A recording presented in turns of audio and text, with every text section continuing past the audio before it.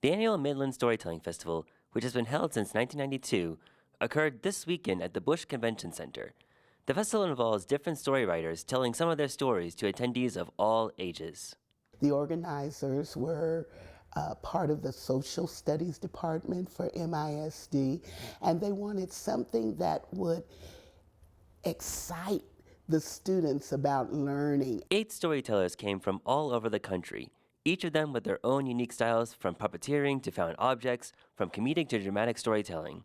4 kids also pre-recorded segments as part of a contest, which they won. Many of the storytellers have been coming since the festival's early days, but the newest speaker, singing cowboy Andy Hedges, is also the nearest one, hailing from Lubbock.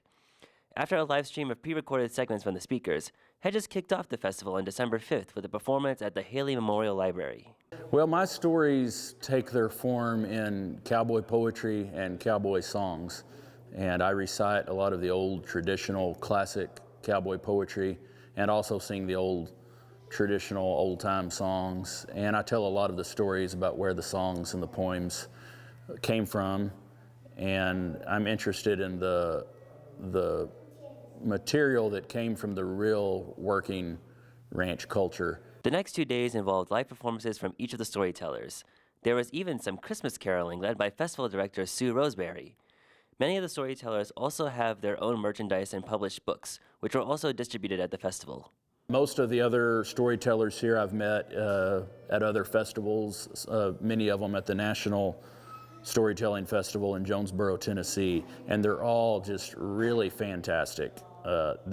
It's really impressive that Midland has such a great lineup.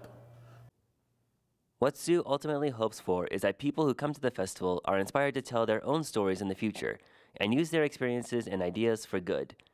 The festival will be back next year to express that same message to Midland.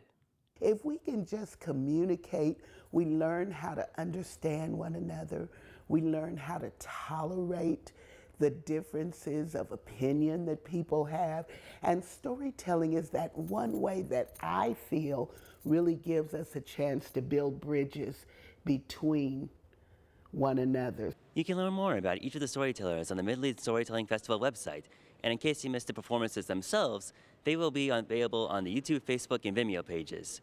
Reporting from the Bush Convention Center, I'm Luke Dias, News West 9.